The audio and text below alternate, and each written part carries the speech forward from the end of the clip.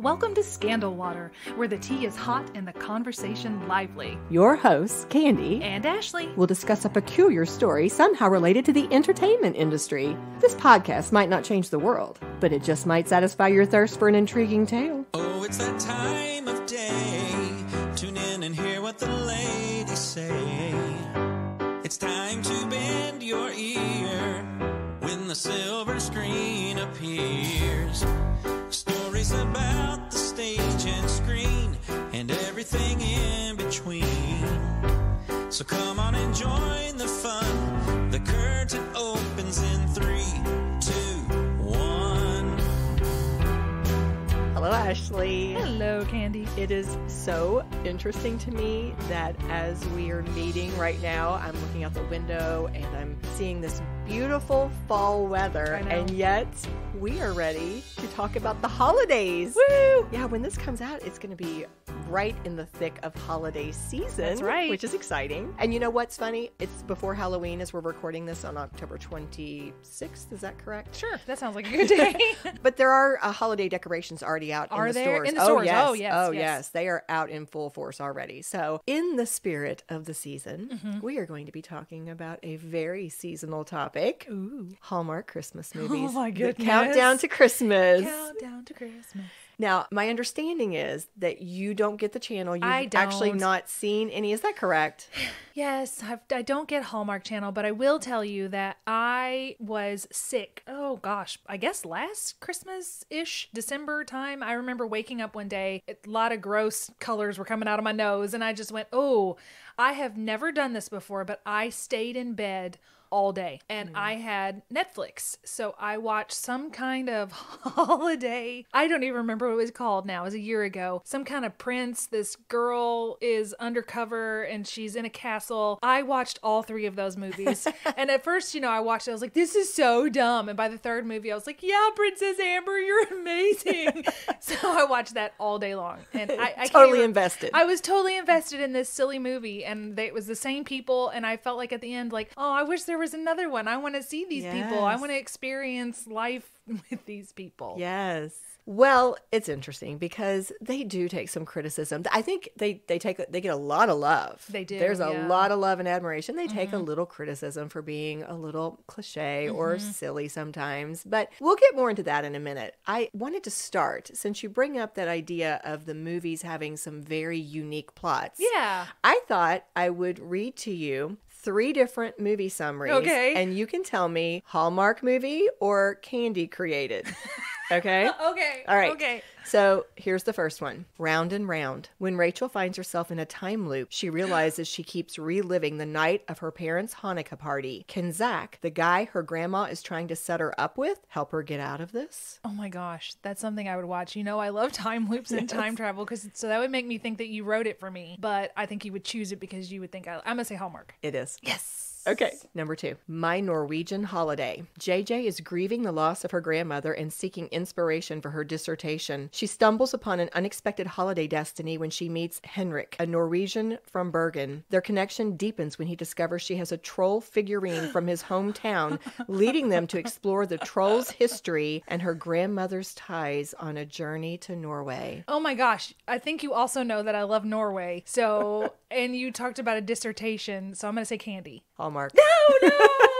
Okay. Last one. Also, I now have a list of movies to watch. Okay. Right? Okay. Okay, I'm not going to tell you the title yet. Okay. Screenwriter Lucy gets her dream job when she's hired to write the script for the remake of the movie His Merry Wife. When she travels to the famous Biltmore estate for research and inspiration, she accidentally travels back to the filming of the original movie in 1947. While there, she falls for actor Jack Houston and accidentally causes perilous events that put the production in a state of crisis. Look, Candy, I have goosebumps. Can she return to the present, and can she make things right before she does? Oh my gosh, I'm so excited. I know this is real. It is. I want to have the Hallmark Channel for this movie. It's a Biltmore. A Biltmore Christmas. And it's a time travel movie. Yes. So I didn't write any of them I know. because it was too You were good. I was like, tricking I'm me. just going to pull 3 of these summaries. But those give you a bit of an idea of how my gosh. varied their plot lines can be. Yes. So I thought that would be a fun way to start because number one, it is just fun, but also it introduces us, I think, to the idea of the movies and the type of storylines and romances that we might come across. Yeah. So beyond your experience watching that little marathon that day. I wish I could think of the title. At the break, I'm going to figure it out. I'll tell you guys at the break. Well, what else do you know, or what else comes to mind when you think about Hallmark's Countdown to Christmas? Well, having not seen it, I'm going to go with the tropes about usually it's some kind of city girl goes to the country for some reason, and there's a guy who owns a Christmas tree farm, and he's got a 10-year-old niece that's a moppet, and I don't know, like he's inherited her, she's an orphan or something, and they all have to save Christmas, and maybe Santa appears. I don't know. Okay, that was the perfect segue because I've probably shared this with you off mic, but one of my favorite memes of all times relates to this. I'm going to play a little piece of it because I feel like probably 90% of our audience has also seen this, but you're going to enjoy hearing a little piece of it anyway. What we have is a woman, probably 20s, who is... Is this the redheaded lady? Is she redheaded? Is it where she moved to Vermont and she's looking for... Oh yeah, she got red hair. You call that red? Oh, it's like reddish brown, copper. But I have been in Vermont for Yeah, okay. 5. I'm over the age of 30. I have multiple graduate degrees. I definitely prioritize my career.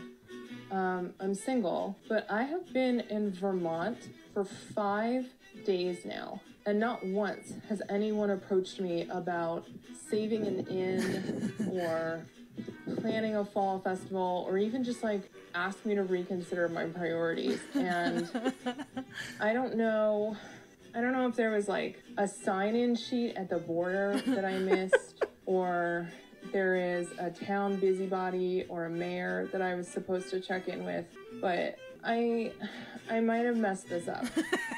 I found this place. Okay, now she's at a tree farm. Yes. Is either the start of a Christmas tree farm or a very orderly field of trees.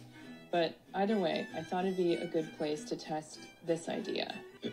I hate Christmas. I hate the fall. Just nothing about the holidays appeals to me. I have no Christmas spirit left. It's just drained from my body. None of that for me. Ever. She's waiting for the people to show up to save Christmas. She keeps looking around like, where is he? What's happening? I don't understand. Where's the man in the flannel shirt? I just love that. I think that is absolute genius. It is. That's cute. So obviously, also based on that idea of the tropes.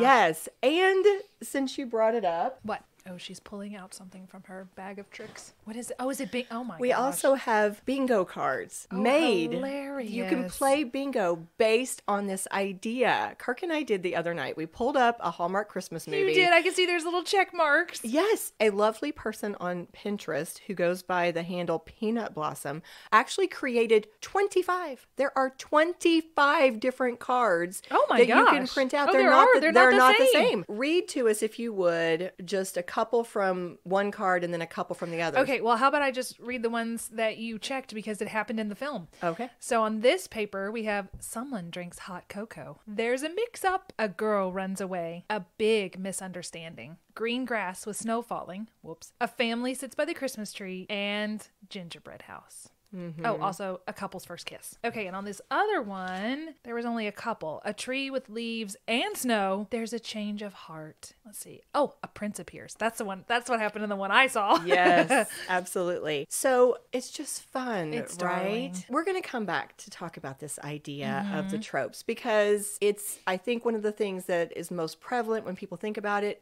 but it might also be part of what makes it so special. Yeah, so it's like comforting. Yeah, let's hold on to that one. For now, I just want to give you a little history of how this all started. All right. Hallmark obviously is huge. I think we sometimes think about their different components in isolation. I know that I hadn't really put it together until I was doing this research, but I went onto the Hallmark website and here is a little excerpt from their About Us section that kind of gives a nice overview. Mm-hmm. Hallmark Channel, owned by Hallmark Cards Incorporated. So it is the greeting card company. That's cool. Yeah, you don't think about that, but it really is. If finishing the quote, is a Hallmark Media's flagship 24-hour cable television network. As the country's leading destination for quality, feel-good entertainment, Hallmark Channel delivers on the 100-year legacy of the Hallmark brand. The network's lineup of signature original content includes movies, primetime scripted series, and specials. Dedicated to helping viewers celebrate holidays, seasons, and life's special moments, Hallmark Channel is home to a host of annual programming events, including the highly successful Countdown to Christmas,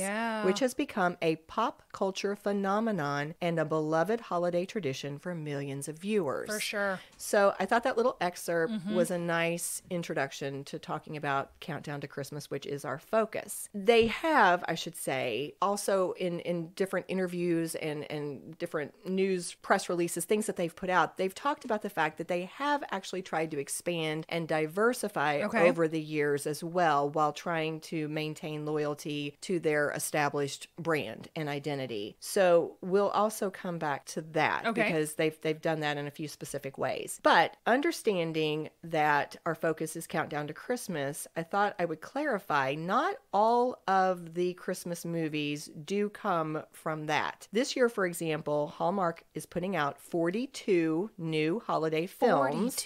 42? Yes. Now, Countdown to Christmas is responsible for putting out 31 of those, but Hallmark Movies and Mysteries, The Miracles of Christmas, actually is putting out 9 of those original movies that are holiday focused. And they have a streaming service called Hallmark Movies Now that also released 2 of them. It's 42 holiday films across those 3 channels. Gotcha. Okay. Now, it really started way back in 2002. That was when Hallmark put out their first holiday film. But the Countdown to Christmas event did not start until 2009. And when they decided to go that route, the network was really concerned that their ratings would slip because, because they were basically saying, we're going to commit our channel to Christmas nonstop holiday movies 24/7 for this huge chunk of the year. That's a whole month. Yeah. So they were very concerned, but their president and CEO at the time, who was Bill Abbott, who, by the way, actually now runs Great American Family. Oh, okay. He said, he was quoted at that time as saying that he actually thought it would give the network, quote, a competitive advantage for audiences to know that they could get holiday-themed movies anytime they turned on that network. He felt like, and his team agreed, that becoming synonymous with the holiday could really pay off for them. And he was right. Yeah, it made me think about how we talked about the movie Halloween. Being associated with Halloween means that every year you would go back to it. And I also thought of Halloween when you said like snow and leaves, how they were having to fake the time of year. Yes, absolutely. But no, you're right. They were so smart to make that decision because since 2011, from late October to January, Hallmark has broadcast Christmas movies nearly... Late October? Oh, yeah. It started this year, I think, on October 20th. Wow. Yeah. Okay. They broadcast these movies nearly 24 hours a day, 7 days a week. They have now over 300 holiday films in their library. And again, we said that they were trying to expand. They now have added some, not a huge number, they're building, but there are a small number of films dedicated to other cultural celebrations or holidays, such as Hanukkah, Kwanzaa, Chinese celebrations. Yeah. Yes. And it's been highly successful. In 2018, Hallmark brought in $600 million in advertising revenue. I mean, it's been big. In fact, for many years, they dominated in terms of cable network viewership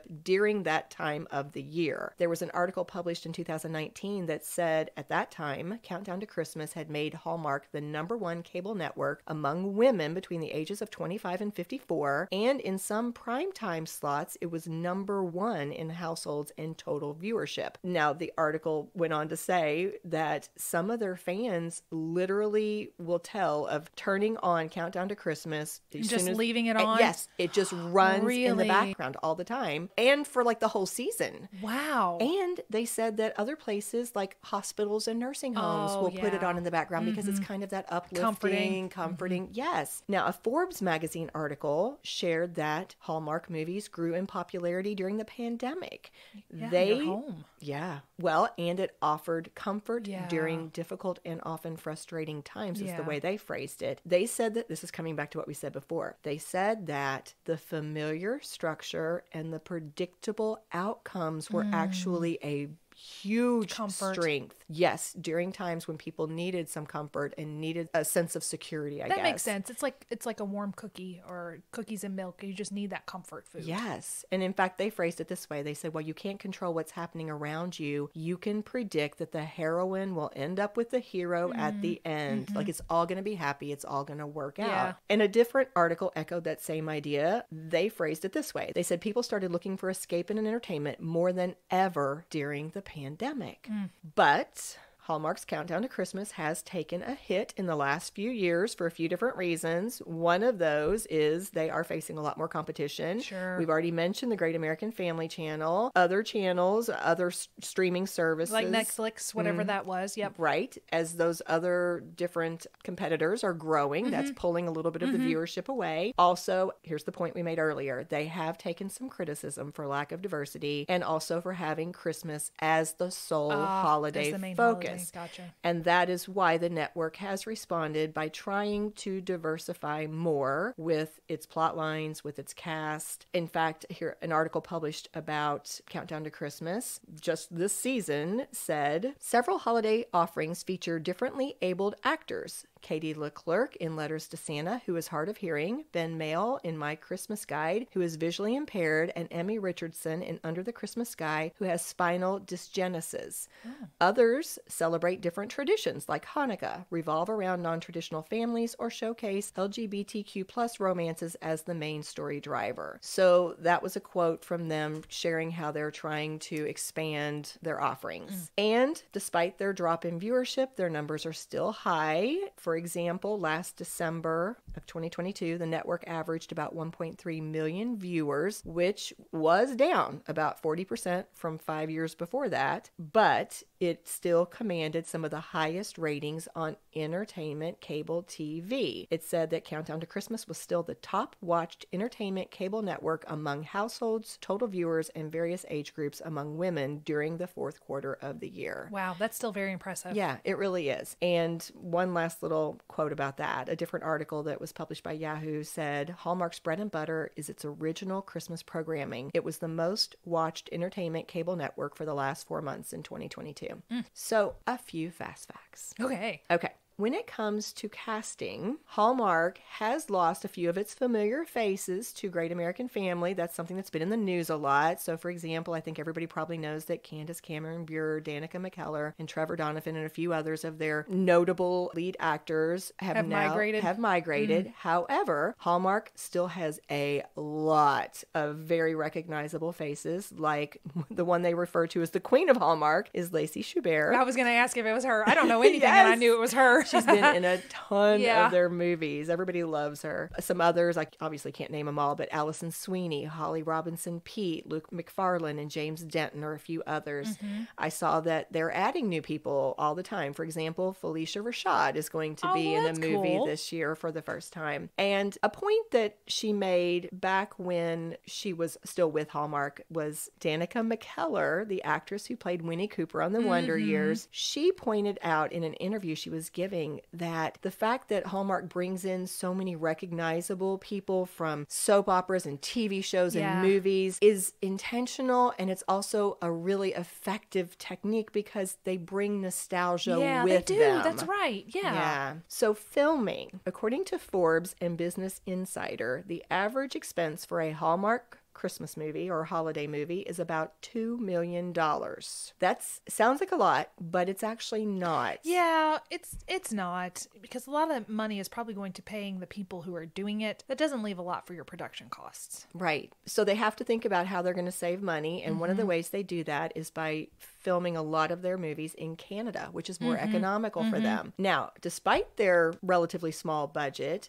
and also with their snow up in Canada, I would assume. Well, sometimes they are filming it in the summer or during times when they don't have snow. You actually brought me to my next point. Oh, look at that. Their typical budget for snow per movie is around $50,000. So they just have a budget for snow. They do, because they do film some of these movies in summer, and they can't always use snow naturally, although they certainly take advantage of it when they can. So some of the tricks that they use to simulate snowfall would be snow blankets, foam, commercial replica snow, crushed limestone, and ice shavings. And sometimes they just throw some soapy bubbles on the actors when they're going in for the close-ups. Nice. Yeah. Now, I thought this was super impressive. They shoot most of the movies in 15 days or less. That is amazing. That is, strength, endurance, the line memorization. That's like soap opera schedule right there. That's some crazy stuff. Yeah, it is. I agree. So again, they're going for maximum efficiency, as few takes as possible. So they do, as you kind of alluded, they look for locations where they've already got what they need right in front of them. They call it actuals. If they can find an existing location that's already set up rather than trying to create a soundstage, they're going to go for that every time. And to give you an example of just how quick a shooting schedule might work, here is an excerpt from an October 2023 article that was in Us Weekly, where Lacey Chabert was talking about a movie that she filmed a few years ago. She said, "We did this one very quickly. We had a couple of 6-day weeks, and then we did a shorter week." This was actually talking about her 2021 holiday feature, Christmas at Castle Heart. So she goes on to say, "It's a lot to pack into 15 days, and it amazes me. It's a true collaboration when everyone comes together and brings their talents to make that happen. I'm always in awe." Yeah.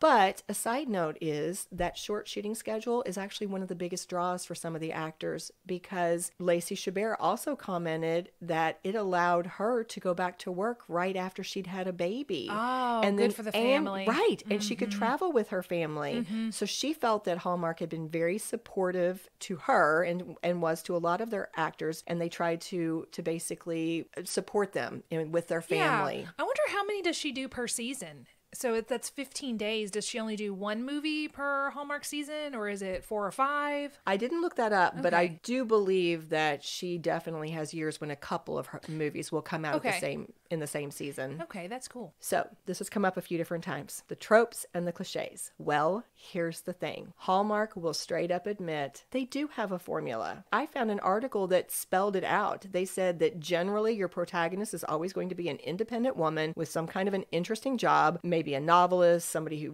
works with chocolate.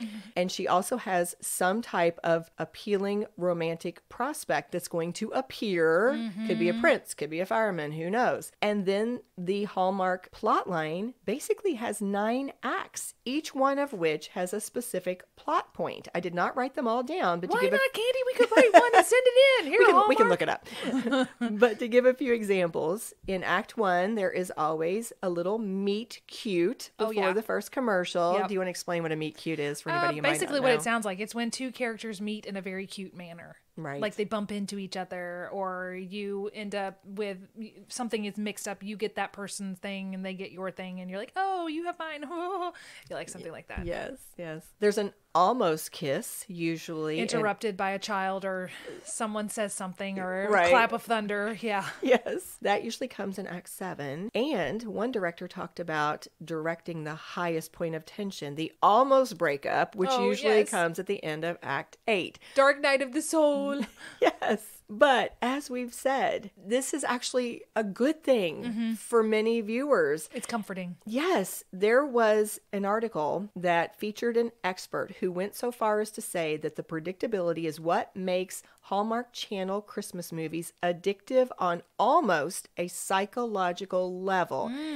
It was a lady named Pamela Rutledge, who is a behavioral scientist and director of the Media Psychology Research Center, also a faculty member at the Media Psychology Department at Fielding Graduate University. And so speaking to CNBC back in 2019, she said that Hallmark Channel Christmas movies are almost like a drug, that they provide a neurological reward. She said the formulaic plots and the predictability of the films is rewarding, especially when viewers are trying to unwind from the stress of the holiday season. Quote, the lack of reality at all levels, from plot to production. Lack of reality at all levels. Okay, sorry. That is kind of funny. Signals that the movies are meant to be escapism entertainment. Yeah. The genre is well defined and our expectations follow. This enables us to suspend disbelief. There you go. Here you go, Hallmark. You should have a main character girl who's a strong, independent woman who happens to be a behavioral scientist. Oh, there you go. Who comes and visits her great aunt, and she realizes everything that's happening to her, and she's analyzing it all. And then by the end, she just doesn't even care. She just gives into it. I'm not sure if that fits the definition. I don't know. We lost the romance part, I think. Well, she meets the man. She does all the tropes, but she knows the tropes are happening to her, and she's like, "This is ridiculous. This is not reality." And by the end, she's like, "I don't even care." It's like the Scream movie where they're naming it. Yeah, as yeah, it yeah. goes. That's what I And mean. yeah, Yeah, that's fun. So I just wanted to throw this in here. My friend Ruthie, who is a Hallmark fan, and in fact, several years ago, Ruthie's very talented. She actually made the shirts. You know how everybody wears the "This is my Hallmark" movie watching shirt? Yeah. She made one of Aw. those for me and for our little group of friends. And so anyway, Ruthie at one point was talking to me about Hallmark Christmas movies, and she said, this was her talking, I am their target audience. She said she loves, if she's stressed during that holiday season, she loves to go home and to watch it because in a way it's mindless for her. Yeah. She can just sit back and relax knowing that this talented and smart woman who also happens to be unhappy or lonely at the moment is going to end up falling in love with that handsome but crotchety man who's going to turn out to be an okay guy, and they're going to be living happily ever after together. And in the meantime, she pointed out she also gets to enjoy beautiful scenery and cheerful holiday scenes. Right. There was a meme a long time ago that said something about in movies, the grumpy one loves the sunshine one. That's sort of what it feels like. So one last point I'm going to make before we go to break is that another reason for the success of Hallmark Christmas movies, they think, is its focus on positivity and hope. There was an article I read that said, quote, "In Hallmark films, people care for one another, run viable small businesses, and compete in gingerbread bake-offs. America as we might wish it were, and as some believe it once was." So the idea being that there's hope, there's positivity, there's a lot of love and good feeling towards other people. Again, Bill Abbott, back when he was still at Hallmark, he weighed in on this and was quoted as saying, "It's your place to go to get away from politics, to get away from everything in your life that is problematic and negative, and to feel like there are people out there who are good human beings that could make you feel happy to be part of the human race." That's nice. Yeah. So there's just a little history, a little background about the Hallmark Christmas movies. You've got that look on your face. Oh, when we come back from What are we break, doing? I am beyond excited. Okay. I have a surprise. Okay. And I think you're going to be super excited too. So we're going to take a little break. Everybody be sure to come back. Get your cocoa. You're a big city girl who just moved to a quaint village in Vermont, only to cross paths with a rugged tree farmer named Heinrich. Somehow, he not only restores your faith in Christmas and the human race, but also sparks the first romantic connection you've felt in years. But how do you know he's the right one for you? When you open the gift he lovingly wrapped for you and you gasp in wonder at the Scandal Water merch nestled in the box. Heinrich knows the Scandal Water fan and his life would love nothing more than finding a new t-shirt or sticker under the tree. The same is surely true of your own true love. Email scandalwaterpodcast@gmail.com and order yours today. Or if you're looking for a truly unique gift idea, ask your own Heinrich to give you the gift of Scandal Water membership by visiting buymeacoffee.com/scandalwaterpod. All right, we are back from break, and Ashley did a little Googling. I did. So before whatever the surprise is, I found that the movie I watched when I was sick that day, the trilogy, which I watched every one of these, was A Christmas Prince from 2017, A Christmas Prince, The Royal Wedding, and then that was 2018, and 2019 was A Christmas Prince, The Royal Baby. Nice. It was fantastic. So you did go through their life events with them. I did. Yeah. I saw them fall in love, get married, have their first baby, and I was like, when are we all getting together again, guys? Awesome. Yeah. So there you go. Okay. Netflix, A Christmas Prince. Well.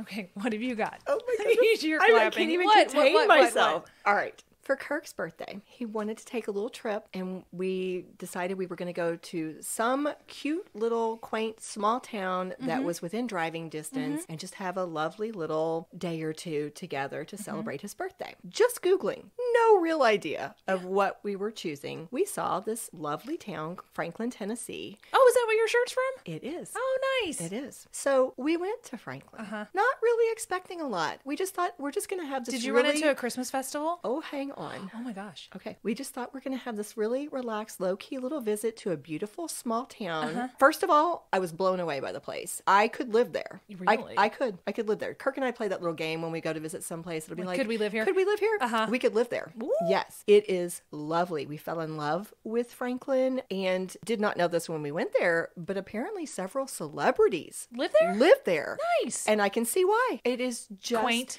It was beautiful. It was historic. They actually are the site of a battle that took place during the Civil War. So you have history in that way as well. You and I went to this place. Remember the film festival that I was a part of and we drove down for the day and came back? Wasn't that Franklin? Was it? I think it was because we went and saw that house that had like the bullet holes in it. I'm pretty sure that was Franklin, Oh Tennessee. my goodness. And we loved it then too. I didn't even put that together. I'm pretty sure. I've been sitting here staring at your shirt and I was like, wasn't that Franklin where we went? Yeah, I love your shirt too, by the way. Thank you. Yeah. We'll come back to that. I'm pretty sure. Yeah. What have you got? Oh, okay.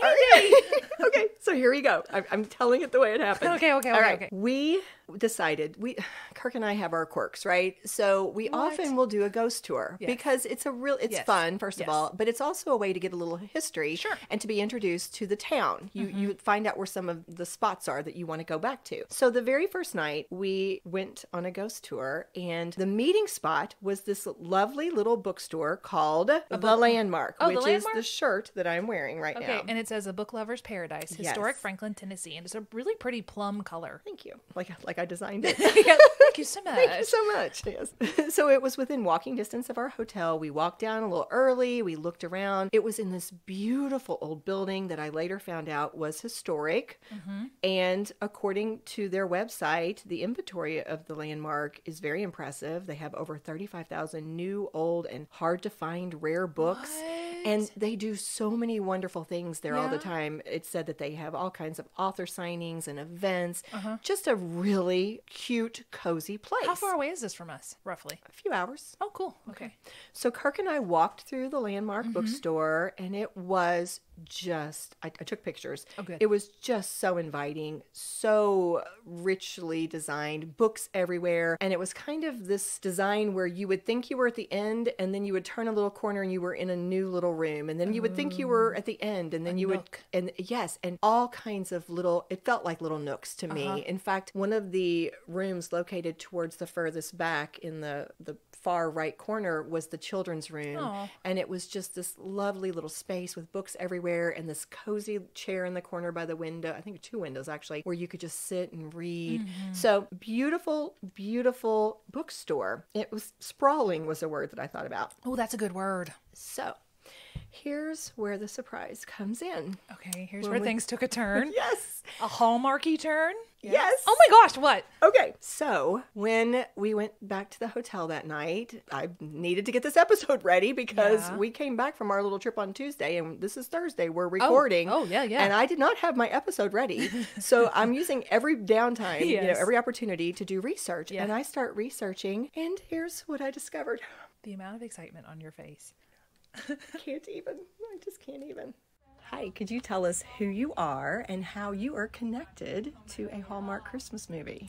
Yes, my name is Joel Tomlin, and my wife and I, Carol, own Landmark Booksellers in Franklin, Tennessee. Karen Kingsbury moved to the area about 12 years ago and came in to visit us one day and spent some time in our store. And about 4 months later, her editor called us and said Karen's next book, which is titled The Bridge, is set in your bookstore and you and your wife are 2 of the main characters. And since the publication of that book, it's become a Hallmark movie under the same title, The Bridge. And it has brought thousands of people from around the world in our bookstore and blessed us immensely. Karen is our guardian angel and we love her dearly. And it brings people in every day, thanks to the movie and the book. That's amazing. I got goosebumps. I think I have a Karen Kingsbury somewhere over there. That's fantastic. Did you get one of her books? Did you get the book? I got that book. Did you get him to sign it? I forgot to get him to sign She was so excited. I was. Well, you know what? Now we have to go back because now I want to go there. So you and I are going to go and we're going to take that book and he's going to sign it for you. Yes, he was so sweet. Okay, first of all, I'm pausing for a second. I know how you love stickers. Oh, thank you. And it's the design on your t-shirt. Oh, now I don't have to be jealous. That's so cool. And we were going to buy the book, and the owner that you just heard, that was Joel Tomlin, he was so gracious. He wouldn't let us pay for the book. He gave us the book. Joel. And so obviously I went and bought this t-shirt and the stickers. Now I want one of those t-shirts too. I mean, okay, but there's more. What's more? Okay.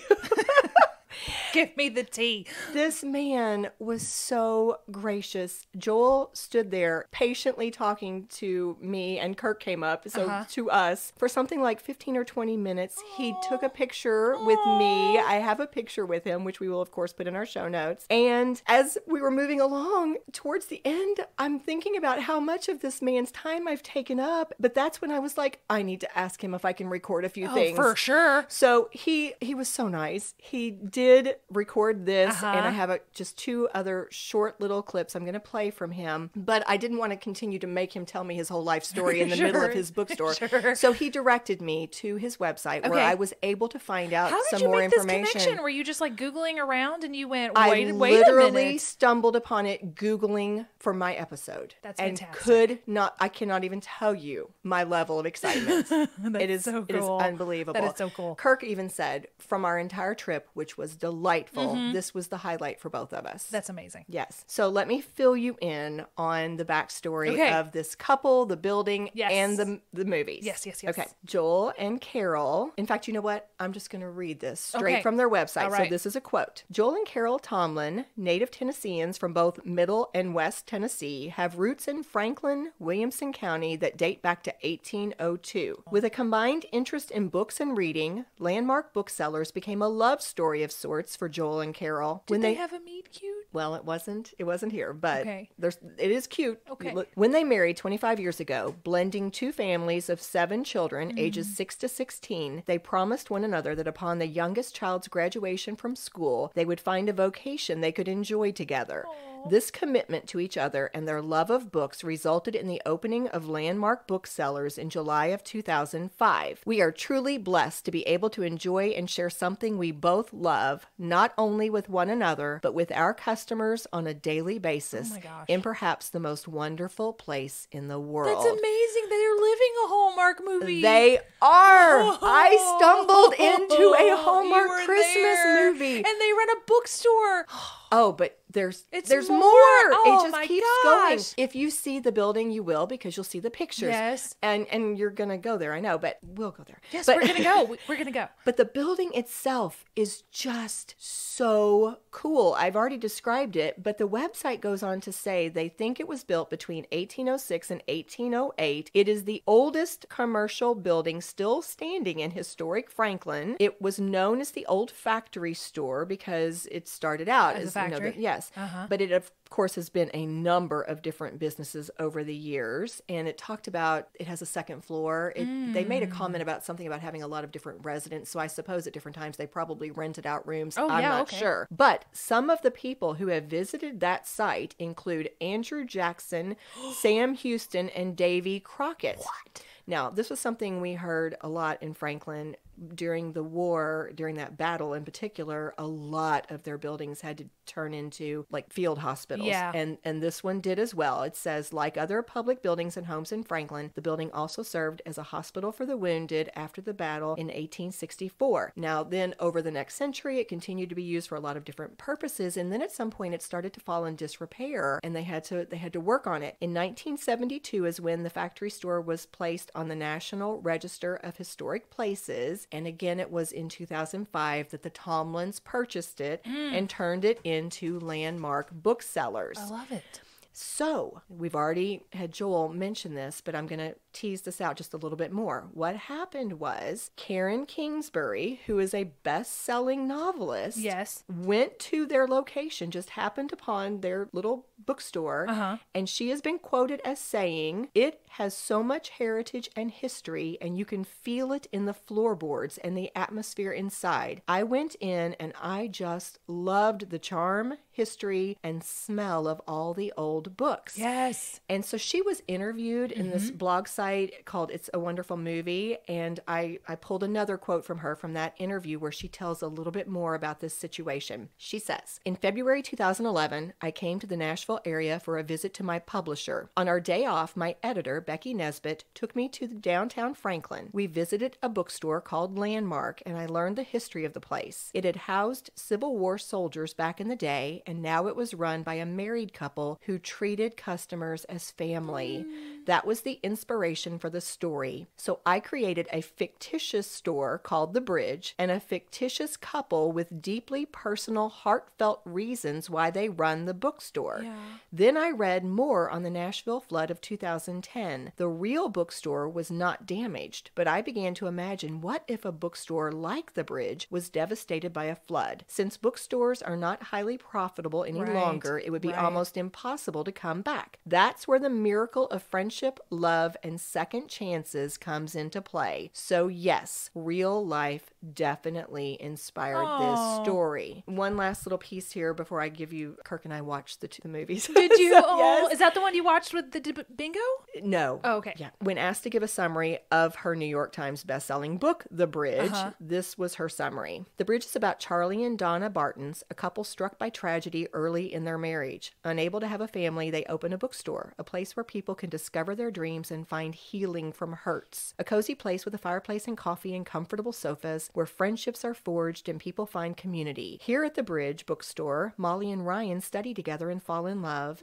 Then tragedy strikes and the bookstore is wiped out by the Nashville flood. The Bridge is a story of beauty from ashes and the hope of second chances for life and love, especially at Christmas time." Oh, I love it. I want to read it and watch it. Well, the book was published in 2012, and Karen went on to share that it was the summer of 2014 that she received a call from her agent saying that the team at Hallmark wanted to turn her book into a Christmas movie. And the Bridge Hallmark Christmas Movie, it was in the Countdown to Christmas lineup, came out in 2015. The actors who played the young couple were Wyatt Nash and Katie Finley. They played Ryan and Molly, and Faith Ford and Ted McGinley played the characters that were based on Carol and Joel. Yeah. Now, like most Hallmark movies, it was filmed in Canada. We talked about why they have to do that for economic reasons. Yeah. But Joel said they actually held the world premiere of the film at the Franklin Theater. That's so cool. That's where we were. I'm pretty sure that's where you and I were for the film festival. I cannot believe I missed that. Yeah. Here's Joel again with just another little insight. We loved Faith Ford and Ted. They came and spent a few days with us. Ted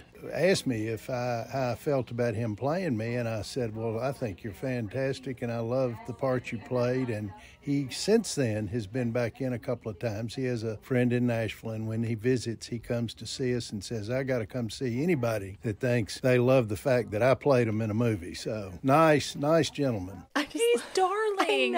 I know. His voice is great, It is great, too. Yeah. Well, Joel shared with us when he was talking that when the movie came out, it was very well received. But Hallmark had decided to turn it into a 2-part movie.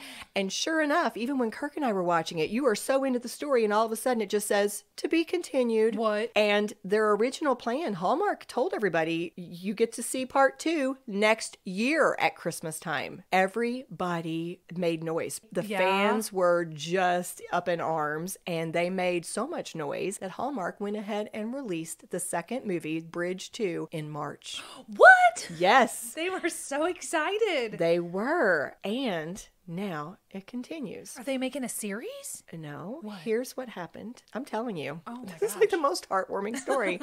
So we've already had basically art imitating life. Yes. Then we had life imitating art when the pandemic occurred. Here's Joel explaining what happened. Karen's book, The Bridge, and the Hallmark movie that followed it have brought thousands of people into our bookstore as a result of that book and that movie, and we've been so blessed by it. During the pandemic, the local government shut down all of the businesses here, and Karen called me on the phone one day and said, I know you guys are struggling, and I want to help you out. Let's offer my next book on your website, a signed edition, and I will promote it on my social media. which she did, and that resulted in about $250,000 worth of sales in 30 days of her books, which saved us during the pandemic, obviously. And so that's one of the many reasons we call her our guardian angel. She has been such a blessing to us. Is that not the most beautiful thing? Goodness, I got a little teary about that. Ooh. They are close friends. Ooh. They are close friends to this day. But let me go ahead and finish this because I found a quote from Karen talking about this incident. Yes. She said, "When I wrote The Bridge, I couldn't imagine anything more devastating to a small bookstore than a flood. I never dreamed an invisible virus would have the power to wipe out iconic stores like Landmark." So while she was doing a Facebook Live with thousands of her readers, she started encouraging them to purchase her book from the Landmark. She told them, quote, "Let's do what we can to save Landmark Booksellers. It's the least we can do." Aww. He said, and in fact, I've seen Carol in interviews as well, because I think they had, where did I find that? It'll be in our show notes. It was actually a little coverage I found where they had an interview with both of them at one point. But so I've heard both of them speak about how many fans come to their bookstore today, all the time, wanting to take a picture with the book, wanting an autograph, just wanting to see the Landmark. And they've done so many book signings with lots of their local artists, but so many with Karen. They communicate with her. They are friends with her. It's just beautiful. Okay, well, here's what I'm going to do. I'm going to read the book. I'm going to watch both the movies somehow. I don't know how. And then we're going to go. That's what we're going to do. Okay. New Year's resolution. We're going to do it. Got it. Armchair psychologist. I think all that brings us to our armchair. Oh my goodness. Okay, let me wipe my eyes. Yes. You were in a Hallmark movie. I saw it firsthand. You did. And watching, I haven't said this. Watching the movies. I loved watching the movies because I did get everything they were trying to convey. I saw the positivity. I saw the hope. I saw the love for other people, the empathy. I saw the romance and how much both couples cared about each other. You saw there were Hallmark elements in there, of course. I mean, in terms of, the different tropes. Yes. But it was just beautiful, and connecting it to this experience to me was just so uplifting. It was so beautiful. There's so many beautiful stories out there. Right. But I don't know, just to stumble across it like that. That's amazing. It's a memory I will have forever. It was very serendipitous, which is very perfect for your episode on Hallmark movies. You had a serendipitous moment. You had your own meet cute. I absolutely did. That's amazing. I absolutely did. And my appreciation for that site, Kirk and I loved it just walking through it the first time, but I'm telling you, the way I felt about it the second time through. Well, yes. It just touched me. So it's just a beautiful experience. It was. I'm so glad you shared that. So I would like to give a big cheers to Joel and Carol Tomlin and to Karen Kingsbury. Absolutely, yes. For being their guardian angel and for stepping in to help them in a time that they needed it. Cheers to the three of you. What a beautiful Hallmark Christmas memory I will have forever because of you. That's beautiful. Cheers. Cheers. If you love what we do, please rate and review our show. Or you can become a supporter by making a donation through buymeacoffee.com/scandalwaterpod. Whether a single gift or a recurring monthly donation, it would go a long way towards supporting our work and allowing us to keep the tea brewing. At our website, www.scandalwaterpodcast.com, you can submit questions or your own story ideas, access our sources and show notes, see the merch we offer for sale, and more. You can join the Scandal Water community through our Scandal Water Podcast Facebook page or follow us on Instagram or TikTok at Scandal Water Podcast. This episode was executive produced by Candy Thomas, that's me, and Ashley Raymer Brown. That's me. It was researched and written by Candy Thomas and edited by Ashley Raymer Brown. A special thank you to Josh Martin, who wrote, composed, and performed the Scandal Water theme and other music. Matt C. Adams, who created the artwork, and Joshua Reith, who designed our website and provides ongoing technical support. As a reminder, this podcast is purely for entertainment purposes. The thoughts and opinions of the host during each episode of Scandal Water are their own and do not reflect the opinions of any future guests, advertisers, or clearly professional psychologists. Thanks for listening.